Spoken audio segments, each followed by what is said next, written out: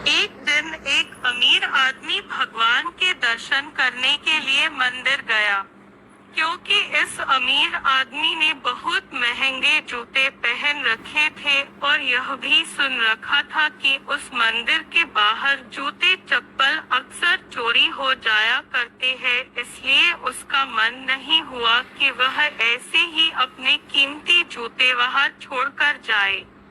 जूते पहनकर वह मंदिर में नहीं जा सकता था और उन्हें ऐसे ही छोड़कर वह जाना नहीं चाहता था। वह बड़ी दुविधा में पड़ गया। थोड़ी देर सोचने के बाद उसे अमीर आदमी ने मंदिर के पास बैठे एक भिखारी से बात की। आदमी नहीं भिखारी को उसके जूते थोड़ी देर के लिए संभालने के लिए दे दिए।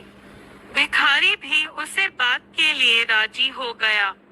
पूजा में बैठे बैठे अमीर आदमी के मन में ख्याल आया कि है भगवान, आप नहीं कैसी विषम दुनिया बनाई है। मेरे जैसे कई लोगों को आपने पैरों तक के लिए कीमती जूते पहनने लायक बनाया है, लेकिन उस बेचारे भिखारी जैसे अनगिनत लोगों को रोटी खाने के लिए तक भिख मांगना पड़ता है। आदमी मन ही मन भगवान से फरियाद करते हुए बोला कि अपने सभी लोगों को एक समान क्यों नहीं बनाया, अपने सभी को एक जैसी सुविधा क्यों नहीं दी। फिर उसने मन ही मन ठाना कि वापस जाते समय वह उसे भिखारी को 100 रुपया देकर जाएगा।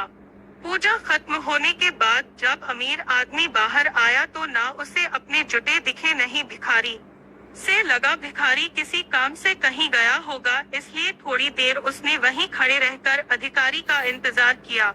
काफी देर तक इंतजार करने के बाद भी जब भिखारी वापस नहीं आया तो अमीर आदमी ने अपने आप को ठगा हुआ महसूस किया। दुखी मन से अमीर आदमी नंगे पैर ही अपने घर की तरफ चल निकला। रास्ते में आदमी ने देखा कि एक फुटपाथ पर जूते चप्पल बेचने वाला बैठा है। आदमी एक जोड़ी चप्पल खरीदने के लिए उसके पास पहुंचा। वहां पहुंचते ही अमीर आदमी की नजर उसके जूते के जैसे ही जूते पर पड़ी। अमीर आदमी पहचान गया कि उसी के जूते। पूछने पर बेचने वाले ने पहले मना किया, लेकिन बार बार पूछने पर और दबाव देने पर उसने माना कि यह जूते उसे एक भिखारी 100 रुपया में बेच कर गया है। अमीर आदमी बिना चप्पल खरीदे मुस्कुराते हुए वहां से अपने घर की तरफ नंगे पैर ही चल पड़ा। उसे भगवान से की गई अपनी फरियाद का जवाब मिल चुका था। उसे समझ में आ गया था कि जब तक लोगों के कर्म एक जैसे नहीं होते तब तक सब एक समान नहीं हो सकते। भगवान ने उस भिखारी के तकदीर में 100 रू लिखे ही थे, लेकिन कैसे कर्म करके उन्हें लेना है यह उसे भिखारी के हाथ में था।